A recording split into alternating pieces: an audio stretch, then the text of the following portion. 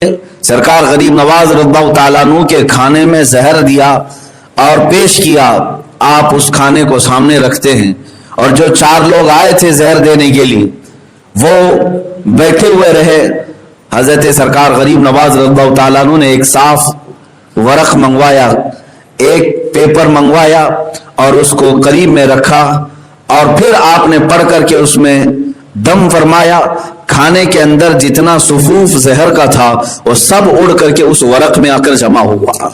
مصطفیٰ کریم صلی اللہ تعالی علیہ وسلم نے ارشاد فرمایا، اے معین الدین، میں نے تجھے ہند کی ولایت سپرد کی ہے۔ ہندوستان جاؤ کام کرو نہیں، میں نے تجھے ہند کی ولایت سپرد کی ہے۔ ولایت کا ایک معنی اللہ رب العزت کی دوستی ہے، ولایت کا ایک معنی، اور ایک ہے ولایت کا معنی حکومت، ایک ہے معنی حکومت۔ جیسے والی ہندوستان اورنگزیب عالمگیر کہا جاتا ہے، یعنی ہندوستان کا والی، ولایت کا جو رکھنے والا ہے۔ ولایت ایک معنی میں حکومت کا ہے اور ایک معنی اللہ رب العزت کی دوستی کا ہے۔ تو حضور اکرم صلی اللہ تعالی علیہ وسلم کی طرف سے جب یہ اعلان ہوا کہ اے معین الدین، میں نے تجھے ہند کی ولایت عطا کی، تو بزرگوں نے فرمایا اس میں دونوں معنی آ گئے، اللہ رب العزت کی ولایت بھی اور پورے ہندوستان کی حکومت و ولایت بھی آپ کو عطا کی گئی۔ اور جو رسول پاک کی زبان سے نکلا وہ ولایت چند سال کے لیے نہیں ہوتی، اسی لیے ہم دیکھ رہے ہیں 800 سال گزر گئے، اب بھی وہ ولایت باقی ہے، آج بھی وہ ولایت باقی ہے۔ مجھے بتاؤ، اجمیر معلیٰ کشاں کشاں چلے جاتے ہیں اور سے غریب نواز کے موقع پر، یہ وہ لوگ ہیں جنہوں نے کبھی غریب نواز کو دیکھا ہی نہیں۔ کون ہے ہم میں سے دیکھا ہوا؟ نہ قریب کے باپ دادوں نے دیکھا، پھر بھی وہ عقیدت و محبت کہ وہاں جان نچھاور کرنے کے لیے حاضر ہیں، راستہ بھر تکلیفیں اٹھا کر کے بھی اجمیر معلیٰ پہنچتے ہیں، جس طرح سے بھی چاہے ایک جم غفیر اور سے غریب نواز میں حاضر ہوتا ہے۔ میرے عزیزو، یہی ولایت ہند ہے جو سرکار عالم صلی اللہ علیہ وسلم کی طرف سے غریب نواز کو عطا کی گئی، اور وہ ہے حکومت سروں پر نہیں بلکہ دلوں پر ان کی قائم ہے۔ میں آپ کو بتاؤں، سرکار غریب نواز رضی اللہ تعالیٰ عنہ کی کرامات، ان کی ولایت، بہت ساری چیزیں آپ نے سنی ہوں گی، لیکن ایک بات یہ بھی میں بتا دوں کہ آپ یہاں ہندوستان تشریف لائے تھے تو بڑے آسان اور شاہانہ انداز سے نہیں آئے، آپ کا استقبال یا پھر عالی شان طریقے سے آپ کو نہیں لایا گیا، بلکہ یہ تو کفرستان میں آ رہے تھے۔ آپ کو میں بتاتا ہوں، حضور اکرم صلی اللہ تعالی علیہ وسلم کی بشارت کے بعد سرکار غریب نواز نے پوچھا کہ یہ اجمیر ہے کہاں ہے؟ اجمیر کا نام لیا گیا تھا تو انہوں نے پوچھا یہ اجمیر ہے کہاں؟ حضور پاک صلی اللہ تعالی علیہ وسلم کی طرف سے آپ کو ایک جنتی انار دیا گیا تھا، اور آپ فرماتے ہیں اس انار کو آپ نے تناول فرمایا تو آپ کی نگاہوں میں پورے ہند کا نقشہ سامنے ابھر کر آیا، یہاں تک کہ فرماتے ہیں میں نے اجمیر کی پہاڑیاں اور ندیاں بھی دیکھ لیا۔ راستہ طے کرتے ہوئے جب نکلے آپ تو آپ مدینہ رسول سے پھر واپس بغداد کے راستے ہوتے ہوئے ملتان پہنچے۔ ملتان جو آج پاکستان میں، وہاں کے حالات بڑے خراب تھے، ملحد لوگ تھے، بہت سارے لوگ خدا کا ہی انکار کرتے۔ وہاں سرکار غریب نواز رضی اللہ تعالیٰ عنہ کے ساتھ کچھ لوگوں نے اس قدر سخت معاملہ کیا کہ آپ کو زہر دیا گیا، کھانے میں زہر ملا کر۔ وہاں کا جو بڑا ملحد تھا اس نے اپنے 4 لوگوں کو، وہ ایک عمل ہوتا ہے جس کو ہیپناٹزم کہا جاتا ہے، عمل تنویم، سلا کر کے جو آرڈر دیا جائے، یہ عمل اس زمانے میں بہت مشہور تھا۔ ملتان کے ملحدین نے سرکار غریب نواز رضی اللہ تعالیٰ عنہ کے کھانے میں زہر دیا اور پیش کیا، آپ اس کھانے کو سامنے رکھتے ہیں اور جو 4 لوگ آئے تھے زہر دینے کے لیے وہ بیٹھے ہوئے رہے۔ حضرت سرکار غریب نواز رضی اللہ تعالیٰ عنہ نے ایک صاف ورق منگوایا، ایک پیپر منگوایا اور اس کو قریب میں رکھا اور پھر آپ نے پڑھ کر کے اس میں دم فرمایا۔ کھانے کے اندر جتنا صفوف زہر کا تھا وہ سب اڑ کر کے اس ورق میں آ کر جمع ہوا، اور پھر حضرت سرکار غریب نواز رضی اللہ تعالیٰ عنہ نے ان ملحدین سے کہا کہ یہ لے جاؤ، یہ زہر جس نے دیا تھا اسے واپس پہنچا دو، اللہ تبارک و تعالیٰ معین الدین کا حافظ و نگہبان ہے۔ عزیزان گرامی وقار، اس راستے میں آپ کو تکلیفوں کے اس قدر بارشیں ہوئی، سمجھ لیں آپ کہ مشقتوں کے پہاڑ ڈھائے گئے۔ اتنا ہی نہیں، 30 سال تک آپ نے قیام فرمایا ملتان میں، وہاں تبلیغ اسلام کی خاطر، پھر وہاں سے لاہور ہوتے ہوئے داتا گنج علی حجویری رضی اللہ تعالیٰ عنہ کی بارگاہ میں قیام فرمایا تقریباً 8 مہینے تک، پھر وہاں سے دلی تشریف لائے۔ یہ جو آپ کا سفر ہو رہا تھا، یہ سفر جب شروع ہوا، ہندوستان کے حالات کیا تھے میں آپ کو بتاؤں۔ ہندوستان میں خاص طور پر اجمیر میں راجہ پرتھوی راج کا دورہ تھا، تقریباً 52 راجے اس کے اندر میں آتے تھے، دیگر چھوٹی چھوٹی ریاستوں کے سب اسے سجدے کرتے۔ ان کے ہاں سخت ترین فوج تھی جو ہر ایک کو شکست دے دیتی۔ راجہ پرتھوی راج نے شہاب الدین غوری کی 12,000 لشکر کو شکست دیا تھا، اسے بڑا غرور تھا، تکبر تھا۔ اور یہ زمانہ ہند میں ایسا تھا کہ یہاں کے حالات فارسی کی کتابوں میں لکھے گئے ہیں کہ اس زمانے میں ایسے حالات تھے کہ لوگ گوبر کی پوجا، پیشاب کی پوجا، شرمگاہوں کی پوجا، ان تمام چیزوں میں تو ملوث تھے، اور آج بھی تقریباً کچھ لوگ ان کاموں میں ملوث ہیں۔ اس وقت لوگوں کو بدعقیدہ کر کے ایسا بہکا کر کے رکھا گیا تھا کہ وہ صرف اور صرف چند لوگوں کے پیروکار تھے، یہاں تک کہ شودر اگر کسی برہمن کے سامنے سے گزر جاتا تو اسے آگ سے داغ دیا جاتا، کانوں میں گرم تیل ڈال دیا جاتا، ظلم و ستم بھی تھا یہاں پر۔ اب اس زمانے میں سرکار معین الدین غریب نواز رضی اللہ تعالیٰ عنہ ہند تشریف لا رہے ہیں۔ میرے عزیزو، ہماری تبلیغ اور آج کے زمانے کی تبلیغ اور اصلاح ان کی بارگاہ کے ایک ذرے تک بھی نہیں پہنچ سکتی، اس لیے کہ ہم تو مسلمانوں کے بیچ میں جا رہے ہیں، جہاں لوگ پہلے سے ہمارے استقبال کے لیے کھڑے ہیں، گئے اور ان کے درمیان تقریر کر کے آ گئے ہیں۔ میں سمجھتا ہوں یہ کون سا کمال ہے۔ سرکار غریب نواز جس وقت ہند تشریف لائے تھے، وہاں تو پورے کے پورے آپ کے دشمن تھے اور کفرستان میں آئے تھے، لیکن ایک بات میں جو بتانے جا رہا ہوں وہ یہ ہے کہ پرتھوی راج کی جو ماں تھی، اس کو راج ماتا کہتے تھے۔ راج ماتا وہ بڑی علم کہانت میں جیسے ایک جوتش تھی، علم نجوم کی ماہر، اس نے کافی سال پہلے ہی یہ ساری چیزیں اندازہ لگا لیا اور کہا کہ اجمیر میں ایک درویش آنے والا ہے جس کی وجہ سے ہماری سلطنت زیر و زبر ہو جائے گی۔ تو جب اس خاتون نے، اس عورت نے یہ بات کہی تو پھر اس کے بعد ہوا یہ کہ اس درویش کے نہ آنے کے لیے کیا کیا کیا گیا جانتے آپ؟ نہ آنے کے لیے اعلان ہوا تھا تارا گڑھ کی پہاڑیوں سے، جو بڑے مندر ہیں، کہا گیا کہ جتنے آس پاس بڑے بڑے مندر ہیں وہاں کے سب مہنت اور بڑے بڑے جو پجاری ہیں وہ آ جائیں، اور آگ ہون کیا گیا۔ اتنی بڑی آگ لگائی گئی تھی کہ آسمان تک آگ پہنچ رہی تھی، سارے مندروں میں اس دن آواز گونجنے لگی۔ اس بنیاد پر ہون کیا گیا تھا کہ کوئی درویش نہ آنے پائے، کوئی یہاں پر نہ آنے پائے، جس کے متعلق راج ماتا نے اپنے علم کے مطابق دیکھ لی۔ پھر بھی ان کو بے قراری ہوئی۔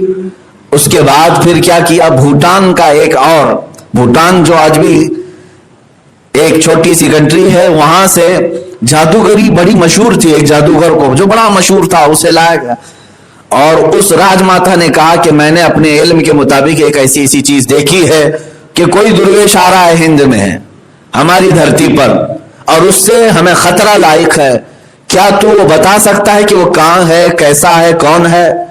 اس جادوگر نے اپنے منتر پڑھنے شروع کی، اور اس کے بعد 4 مصور جو آرٹسٹ تھے ان کو قریب بلایا، اور اس کے بعد ان کے سامنے پانی رکھ کر کے منتر ایسے پڑھے کہ اس پانی میں سرکار غریب نواز کی پوری تصویر آئی۔ یہ جادو اور کہانت کے ذریعے سے ان لوگوں نے یہاں تک کر لیا، اور ان مصوروں نے اس کو دیکھ کر کے تصویر بھی نکال لی اور پھر پھیلا دیا کہ جو بھی اس طرح کے درویش کو دیکھے اس کو ہمیں بتا دے، اس کا آتا پتہ، یہ کہاں رہتا ہے، کیا ہے۔ تو پھر آپ کو یہ بھی میں بتا دوں کہ اجمیر سے جاسوس بھی نکلے ہر جگہ کے لیے۔ ایک بہت بڑا ان کا جاسوس تھا رام پرکاش، یہ گیا ڈھونڈتے ڈھونڈتے وہاں پہنچ گیا ملتان میں جہاں سرکار غریب نواز موجود تھے۔ وہ اپنے آپ کو مسلمان ظاہر کیا، امامہ پہنا، داڑھی رکھا اور نمازوں میں شریک ہوتا رہا، اور کافی دنوں تک تلاش جستجو کے بعد اسے پتہ چلا کہ اس شکل والے بزرگ یہی ہیں. وہاں خانقاہ میں حاضر ہوا سرکار غریب نواز کے, صبح شام آتا رہا. ایک دن وہ اکیلا پا کر کے حملہ کرنا چاہتا تھا. اس کے جبے کے اندر خنجر چھپا ہی رہتا تھا. وہ موقع کی تلاش میں ہوتا کہ میں یہ کام تمام کر دوں اور راجا پرتھوی راج سے ڈھیروں سارا انعام حاصل کر لوں. تو رام پرکاش اس نیت سے کئی دن تک ملتان میں ٹھہرا رہا. لیکن جس دن اسے موقع ملا غریب نواز کی بارگاہ میں حاضر ہونے کا, اس وقت رات ہو چکی تھی, آدھی رات.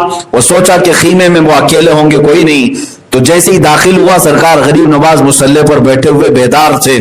آتے ہی وہ بڑی داڑھی والا, بڑے امامے والا قدم بوسی کرتے ہوئے آیا. سرکار غریب نواز رضی اللہ تعالیٰ عنہ نے مسکرا کر کے پوچھا, رام پرکاش کیا حال ہیں تمہارے ہیں؟ رام پرکاش کیا حال ہے تمہارے؟ اس کے ہاتھ پیر میں کپ کپی طاری ہو گئی. اور سرکار غریب نواز نے فرمایا, تقریباً 12 دن ہو گئے تمہیں یہاں آئے اور اب تک تم نے ملاقات نہیں کی.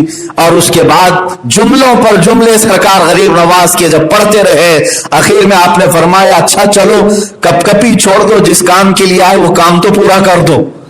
جس کام کی غرض سے تم آئے تھے وہ کام تو پورا کر دو.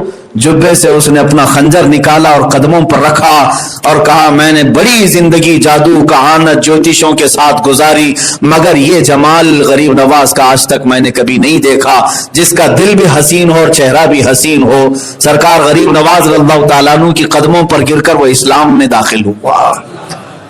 اس کے بعد آپ نے نام ضیاء الرحمن رکھا. ضیاء الرحمن اور وہی شخص ہے جو اجمیر معلیٰ تک لانے میں سرکار غریب نواز کا ہم سفر اور ساتھی رہا. یہ میرے مولا کی حکمتیں ہیں, ہر دشمن کے منہ کو موڑتا ہے اور اپنے دین کی خدمت پہ لگاتا ہے. اسی لیے اقبال نے کہا تھا, حرم کو مل گئے پاسباں صنم خانے سے. کبھی رب تبارک و تعالیٰ اپنے حرم پاک کی حفاظت ان لوگوں سے کرتا ہے جو حرم کو ڈھانے کی کوشش کرتے ہیں. سرکار غریب نواز رضی اللہ تعالیٰ عنہ کا وہ ایسا سیکورٹی گارڈ, باڈی گارڈ بن کر کے پورے سفر میں رہا کہ آپ پر جان نچھاور کرتا تھا جو جاسوسی کے لیے آیا. اور ادھر اجمیر سے ہوا یہ تھا کہ راج پرتھوی راج نے اعلان کیا تھا, جتنی چوکیاں ہیں سرحد پر سب پر یہ تصویر دی جائے اور سخت ناکہ بندی کی جائے کہ کوئی درویش آنے نہ پائے, اس شکل والا کوئی اندر آنے نہ پائے. تو سب جگہ چوکیاں لگائی گئی تھیں. سرکار غریب نواز رضی اللہ تعالیٰ عنہ جب لاہور سے نکل کر تشریف لا رہے تھے, وہ پنجاب کا راستہ تھا, امرتسر کا, بھٹنڈا, پٹیالہ, یہ راستے سے ہوتے ہوئے آپ سرکار غریب نواز ہندوستان تشریف لا رہے تھے. تو ضیاء الرحمن نے پہلے ہی بتایا کہ سرکار ہمارے داخلے کا کوئی راستہ پرتھوی راج نے چھوڑا نہیں, ہر جگہ سخت چوکیاں ہیں, کوئی بھی راستہ اندر داخل ہونے کا نہیں ہے. اور سرکار غریب نواز رضی اللہ تعالیٰ عنہ نے فرمایا, اے ضیاء الرحمن, اب تو کفرستان میں نہیں, اب تو اسلام میں ہے. عقیدہ یہ رکھ, راستے بادشاہ نہیں بناتے, اللہ رب العزت بناتا ہے. وَمَن يَتَّقِ اللَّهَ يَجْعَل لَّهُ مَخْرَجًا. آپ نے آیت کریمہ پڑھی اور فرمایا, تجھے معلوم ہے قرآن میں اللہ فرماتا ہے جو اللہ کا ہو گیا, اللہ سے ڈرا, اللہ اس کے لیے ایسی جگہ سے راستہ کھولتا ہے جہاں اس کا گمان بھی نہیں ہوتا. اس آیت کریمہ کو پڑھ کر کے آپ نے کنکریاں اچھالی اور کہا, چلو بتاؤ ہمیں کون سی چوکی بند ہے اور کون سا ناکہ بند ہے. سرکار غریب نواز کے ساتھ اس وقت چند فقیروں کی جماعت تھی, آپ ان کے ساتھ تشریف لے آئے. جس چوکی سے گزرتے تھے ضیاء الرحمن کہتا ہے میں کانپتا تھا, لوگ یہاں پر قتل کے در پہ تھے, لیکن حضور سرکار غریب نواز وہاں سے گزرتے جا رہے ہیں, نہ ایک فوجی دیکھتا ہے, نہ ایک سپاہی پوچھتا ہے, کوئی قریب آتا نہیں ہے. سرکار غریب نواز ان چوکیوں کے درمیان سے ہی اندر ہندوستان تشریف لائے. اس نے پوچھا ضیاء الرحمن نے, یہ شکل بھی وہ آپ کی پڑھ چکے, دیکھ چکے, اس کے باوجود آپ کو روکتے کیوں نہیں ہیں؟ سرکار غریب نواز نے فرمایا, دیکھتا غریب نواز کے جمال کو وہ ہے جسے اللہ دکھانا چاہے. اللہ جسے دکھانا چاہے وہ معین الدین کو دیکھے, اور اللہ جس کی آنکھوں کو بند کر دے اسے کوئی معین الدین نظر نہیں آتا.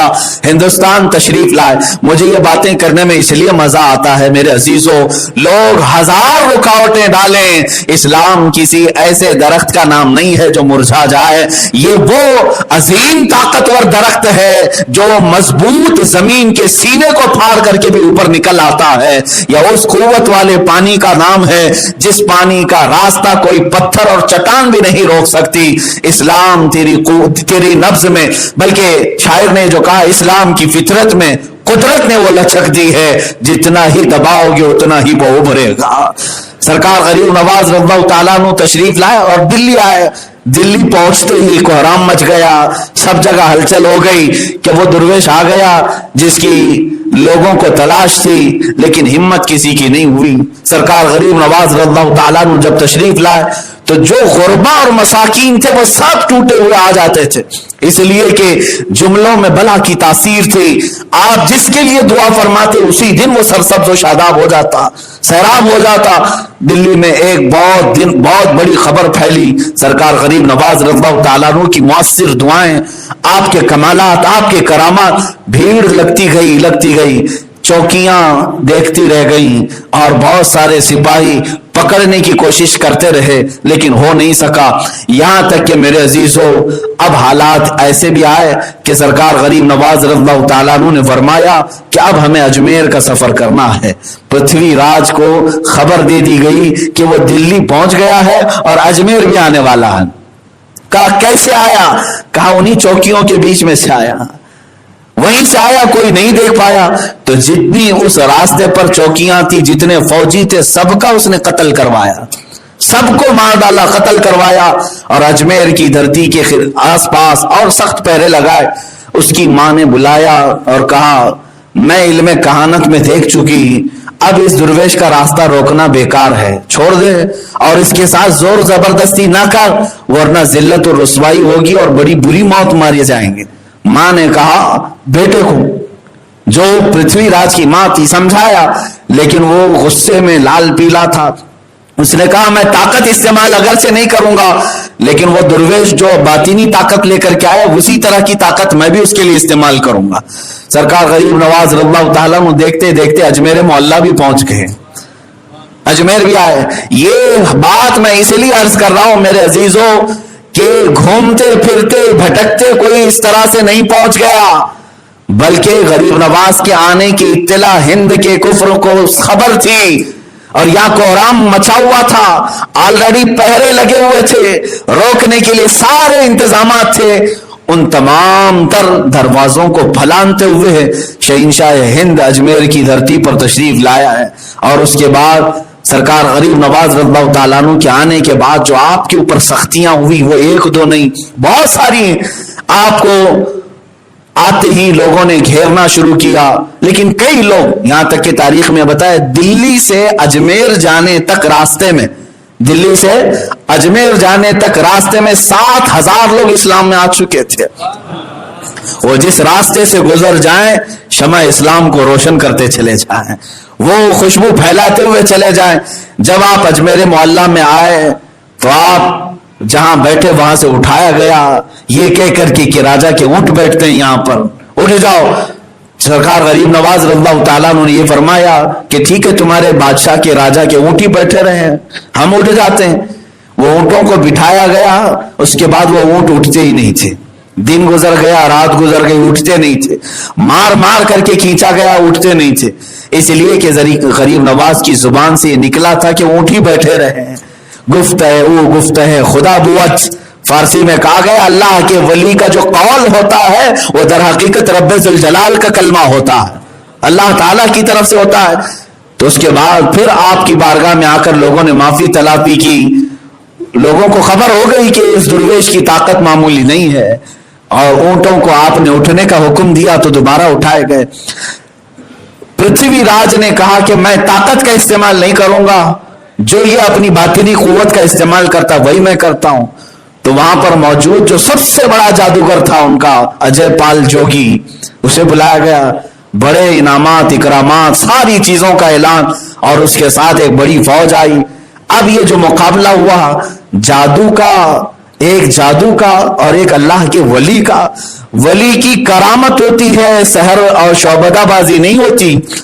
اجے پال جوگی نے آگ پھینکنا شروع کیا، لیکن ان میں سے آگ کی ایک چنگاری بھی غریب نواز کے جبے کو نہیں جلا سکی، اس لیے کہ وہ جھوٹی آگ تھی، جادو کی نظر بندی ہو سکتی ہے۔ پتھر پھینکنے کی کوشش کیا، آپ نے حصار فرما لیا تھا، اپنے ارد گرد گھیرا بنایا، آپ اور آپ کے مریدین تھے، ایک پتھر بھی اس دائرے کے اندر داخل نہیں ہوتا۔ اللہ جس کی مدد فرمائے میرے عزیزو، اس نے اپنی طاقت و قوت سے ہوا میں اڑنے کا عمل دکھایا۔ ہوا میں اڑنے کا عمل، سرکار غریب نواز کی لکڑی کی جو کھڑاؤں تھی، چپل نالین، آپ نے اسے حکم دیا اور کھڑاؤں اوپر اڑی اور اس کے سر کو مارتے ہوئے نیچے لے آئی۔ ابھی آخری بات تھی، اس نے ہر طرح کے حربے اپنا کر دیکھ لیے۔ اس کے بعد اسے پتہ چل گیا جادو کا مقابلہ جب جادو سے ہوتا ہے تو ایک سے بڑھ کر ایک جادو دکھائے جا سکتے ہیں، لیکن یہاں جادو کا مقابلہ جادو سے نہیں، اللہ کے ولی سے ہے، اور کرامتیں ہیں جادو کو تو تہس نہس کر دیتی ہیں۔ اجے پال جوگی تھک ہار کر کے کہا، میں ہند کا سب سے بڑا جادوگر ہونے کا فخر رکھتا تھا، مگر تمہارے جیسی طاقت میں نے آج تک نہیں دیکھی، اور سب کے سامنے تمہاری چپلوں نے مجھے نیچے اتارا ہے، تو پھر اگر غریب نواز کا ہاتھ پڑے تو پتہ نہیں کہاں تک چلے جائے، پیر پڑے تو پتہ نہیں تحت الثری میں پہنچ جائے۔ اس نے اسی وقت سرکار غریب نواز رضی اللہ تعالیٰ عنہ کی بارگاہ میں شرف اسلام سے وابستہ ہوا اور بیعت بھی کیا۔ آپ نے اس کا نام عبداللہ بھی رکھا۔ سرکار غریب نواز رضی اللہ تعالیٰ عنہ کے مقابل میں جو آئے اور وہ سب دائرہ اسلام میں داخل ہوتے رہے۔ ان تمام واقعات سے مجھے ایک بات سمجھ میں آتی ہے، عطائے رسول کا لقب بالکل پرفیکٹ ہے سرکار غریب نواز کی شان کے لیے، اس لیے کہ میرے آقا صلی اللہ تعالیٰ علیہ وسلم کی آل میں سے بھی ہیں، اولاد میں سے بھی ہیں، اور عالم ہونے کے اعتبار سے نائب رسول بھی ہیں۔ حضور اکرم صلی اللہ تعالیٰ علیہ وسلم کے پاس جس طرح دشمن آتے مارنے کے لیے، قتل کرنے کے لیے، لیکن اخلاق رسول دیکھ کر وہ متاثر ہو جاتے، اسلام میں آتے۔ اللہ کے نبی صلی اللہ تعالیٰ علیہ وسلم نے اپنی یہ عطا غریب نواز کو بھی عطا کی تھی، جو بھی دشمن آتا تھا وہ آپ کا مرید بھی ہو جاتا، یہاں تک کہ عورتیں بھی آئیں بہکانے کے لیے غریب نواز رضی اللہ تعالیٰ عنہ کی بارگاہ میں، کئی دن تک آتی رہی۔ سرکار غریب نواز رضی اللہ تعالیٰ عنہ نے انہیں بھی اسلام میں داخل کیا۔ سب وہاں کے انا ساگر کا پانی بند کیا گیا، راستے روکے گئے۔ یہ ساری تکلیفیں جو میں نے عرض کیا، اسلام کی شوکت کو روکنے کے لیے، اسلام کی بڑھتی ہوئی توانائی اور قوت کو روکنے کے لیے۔ اے مسلمانوں، اگر آج آپ کو ایسا لگتا ہے کہ کوئی دوسرا پرتھوی راج ہماری مسجدوں کو روکتا ہے یا ہمارے مساجد اور منابر اور معابد کے لیے روڑے اٹکاتا ہے، تو ڈرنے کی بات نہیں۔ جو غریب نواز کی قوم ہند میں آباد ہے، انشاءاللہ العزیز، جیسے اجمیر معلیٰ میں میرے مولا نے مدد فرمائی تھی، ہند کے غریب نواز کی مریدین کی آج بھی مولا ویسی مدد نازل فرمائے گا۔ شرط یہ ہے کہ یہ ہندی مسلمان سرکار غریب نواز کے مشن پر تو آ جائیں، آپ اپنے مشن پر آ جائیں، آپ اپنی توانائی اور قوت یہاں پر دنیا حاصل کرنے کے لیے، عیاشی کے لیے نہ لگاؤ۔ اے جوانوں، اے نوجوانوں، تمہیں تو ایک کوئی حسن والی پری دکھا دی جائے، ایمان خراب ہو جائے، لوگ دولت دکھا دیں تو تم اپنا سارا منصب چھوڑ کر ادھر چلے جاؤ۔ ایک بات یاد رکھ لینا کہ آپ سرکار غریب نواز کے عاشق ہو اور ان کے سچے پیروکار ہو تو تمہیں ایک بات کا ہمیشہ خیال رکھنا ہوگا کہ دنیا مجھے حسن دکھائے گی، جمال دکھائے گی یا مال و دولت دکھائے گی، لیکن میرا عقیدہ یہ ہے جو جان مانگو تو جان دے دو، جو مال مانگو تو مال دے دو، مگر یہ ہم سے کبھی نہ ہوگا نبی کا جاہو جلال دے دو۔ اس عقیدے کے ساتھ اگر جیتا رہا مسلمان تو میں سمجھتا ہوں تمہیں کیا، تمہاری جوتیوں کو بھی خریدنے کی کسی کے اندر طاقت نہیں ہوگی، کوئی نہیں خرید سکے گا۔ سرکار غریب نواز رضی اللہ تعالیٰ عنہ کی بارگاہ میں ہم آج عقیدت مندانہ طریقے سے خراج عقیدت پیش کرتے ہیں۔ آج چھٹی شریف ہے، عرس غریب نواز ہے، اجمیر معلیٰ میں ایک سما بدا ہوگا، نورانی برکھا برس رہی ہوگی، آپ کی تربت انور پر اللہ کی ہزاروں رحمتیں نازل ہو رہی ہوں گی، اس لیے کہ وہ سلطان الاولیاء ہے۔ اور جب آپ کا عرس مبارک ہوتا ہے، اولیاء کاملین نے یہ لکھا ہے، ہند کے سارے اولیاء کرام سرکار غریب نواز کے دربار پر حاضری دیتے ہیں اور وہاں موجود ہوتے ہیں۔ وہ کیسا سما ہوگا جب سرکار غریب نواز دولہے کی شکل میں مظہری پر آرام فرما ہو اور آپ کے کسی جانب بختیار کاکی ہو، کہیں نظام الدین اولیاء ہو، صابر کلیری ہو، فرید الدین گنج شکر ہو، اور اولیاء کاملین کی ایک بڑی جماعت آپ کے پاس موجود ہو. اگرچہ ہم اجمیر نہیں پہنچ سکے لیکن ہمارے دل آج بھی اجمیر معلیٰ میں ہیں. ہماری روحیں تربت غریب نواز کے بوسے لینے کے لیے بے قرار ہے. عزیزان گرامی وقار، وہ سرکار غریب نواز ہے جن کا نام لوگ کم جانتے ہیں. نام آپ کا معلوم ہے؟ سرکار غریب نواز رضی اللہ تعالیٰ عنہ کا نام حسن ہے.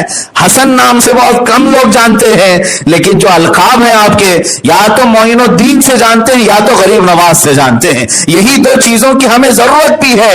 معین الدین کا مطلب ہوتا ہے دین کی مدد کرنے والا، اور غریب نواز کا مطلب ہوتا ہے غریبوں کو نوازنے والا. ہمیں یہی دو چیزیں تو چاہیے ہی، ہمارے دین کی وہ مدد کرے اور ہماری غریبی میں وہ غریب نوازی کرے.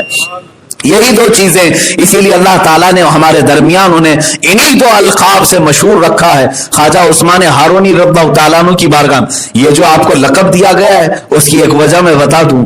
یہ دمشق کے یا بغداد کے کسی مسجد میں آپ بیٹھے ہوئے تھے. آپ کے پیر و مرشد خواجہ عثمان ہارونی بھی، خواجہ اوحد الدین کرمانی اور کئی اولیاء جو غریب نواز کے ہم اثر ہیں، ان کے زمانے کے وہ بیٹھے ہوئے تھے، اور اس وقت سبوں نے اپنی اپنی ایک کرامت کا اظہار کیا. سرکار خواجہ عثمان ہارونی نے فرمایا کہ جو تم اپنی اپنی منازل طے کیے ہو بتاؤ، کہاں کہاں تک اپنے مقامات پر پہنچے ہو. ایک بزرگ نے اپنے مصلے کے نیچے سے ہاتھ ڈال کر سونے کے سکے نکالے اور پیش کیا کہ میں جب کبھی اپنے مصلے کے نیچے ہاتھ ڈالوں اللہ تعالیٰ مجھے سونے اور جواہرات عطا فرماتا ہے. اس میں خواجہ اوحد الدین کرمانی تھے. وہ اپنا جو عصا رکھتے تھے، عصے کو انہوں نے یوں مارا تو پورا عصا جواہرات کا یعنی چاندی کا بن گیا، اور اس پر قسم قسم کے جواہرات تھے. اور ایک بزرگ نے مصلے کو کہا کہ اوپر اٹھ جا، تو بغیر کسی سہارے کے وہ ہوا میں موجود تھا. اسی اثنا میں سرکار غریب نواز خاموش بیٹھے تھے. خواجہ عثمان ہارونی نے فرمایا معین الدین تم بھی اپنی کچھ چیزیں بتاؤ. تو بڑے اصرار کے بعد آپ نے اپنے جبے میں ہاتھ ڈالا اور گرم گرم 2 روٹیاں نکال کر رکھ دی. پکی ہوئی 2 روٹیاں تھی. تو دوسرے اولیاء کاملین نے اپنے بڑے بڑے جو کرامات دکھائے، کسی نے سونے، جواہرات، چاندی اور بہت ساری چیزیں. اس میں روٹیوں کی کیا قیمت؟ تو سب وہاں رکھے ہوئے تھے، سونے، جواہرات، چاندیاں، اس میں 2 روٹیاں بھی رکھی ہوئی تھی. خواجہ عثمان ہارونی دیکھ کر مسکرا رہے تھے. اسی اثنا میں ان درویشوں کے درمیان ایک فقیر آیا اور کہا اے اللہ والوں کی مجلس، اے اللہ والوں، تمہارے گھر سے اور تمہارے دربار سے کوئی منگتا مایوس نہیں جاتا. بڑا بھوکا ہوں، بہت دیر کا بھوکا ہوں، مجھے تم لوگ کچھ کھلا دو. اس فقیر کو بلایا. خواجہ عثمان ہارونی نے اس سے وہ سونے کے سکے سب دے دیے. کہا لے کھا لے. اس نے کہا مجھے بھوک لگی ہے، بھوک لگی ہے. چاندی دے دیا، اس کو کھا لے پیٹ بھر جائے گا. اس نے کہا نہیں، وہ جو آپ کے سامنے 2 روٹیاں رکھی ہیں وہ مجھے چاہیے. خواجہ عثمان ہارونی نے وہ روٹیاں اٹھائی اور دی، اور سارے اولیاء جو بیٹھے تھے ان سے کہا تم سبوں نے اپنی اپنی کرامات دکھائی اپنی جگہ پر، لیکن میرا معین الدین وہ دکھایا جو غریبوں کی ضرورت ہے، جو امت مصطفیٰ کی ضرورت ہے. سرکار غریب نواز رضی اللہ تعالیٰ عنہ کو غریب نواز اس دن سے کہا جانے لگا. بلکہ اور بھی دیگر وجہ تسمیہ کے واقعات بیان کیے جاتے ہیں. آج ہم سب کی عقیدت اجمیر معلیٰ سے وابستہ ہے. اے مسلمانوں، آخری میں آپ سب کو یہ نصیحت کرنا چاہوں گا، اب ہندوستان کا ماحول خراب کرنے کی کوششیں کی جا رہی ہیں. کچھ لوگ زہر اگل رہے ہیں، کچھ سادھو سنت پنڈت جنہوں نے سرکار غریب نواز کی شان میں گستاخیاں کی، میں ان کی سخت ترین مذمت کرتا ہوں اور انتظار کرتا ہوں چند دنوں کے بعد تمہارا بھی وہی حال ہوگا جو پرتھوی راج کا ہوا تھا. یا تو پھر انتظار کرو کہ کوئی کھڑاؤں آئے جو تمہارے سروں پر بھی پڑے. اللہ رب العزت یا تو انہیں ہدایت دے یا تو پھر ہلاک فرمائے. جو غریب نواز کی شان میں ہرزہ سرائی کرتے ہیں، اللہ رب العزت نے سچ فرمایا من عادى لي وليا فقد آذنته بالحرب. جس نے میرے ولی سے دشمنی کی میں اس کو اپنے ساتھ جنگ کا اعلان کرتا ہوں. جس کی ہمت ہے وہ اللہ سے جنگ کرے. جنہوں نے چھیڑا ہے غریب نواز کو وہ در حقیقت اللہ سے جنگ کو چھیڑ چکے ہیں. انتظار کرنا میرے عزیزوں، بڑی بری موت وہ مارے جائیں گے. لیکن میں اپنے معاشرے میں بھی یہ کہوں گا، کوئی بد عقیدہ آ کر کے شان غریب نواز میں گستاخیاں کرتا ہے تو فوراً اپنی مجلسوں سے اسے پاک کر دو، یا اپنی مجلسیں اس سے پاک کرو اور اٹھ جاؤ، اس لیے کہ اللہ کا عذاب آ سکتا ہے، قیامت کے دن تمہاری پکڑ ہو سکتی ہے۔ اولیاء کی دشمنی اور گستاخی میں کبھی نہ جینا، بلکہ ان کے قدموں سے وابستہ رہ کر ان کی غلامی میں ہی جیتے رہنا۔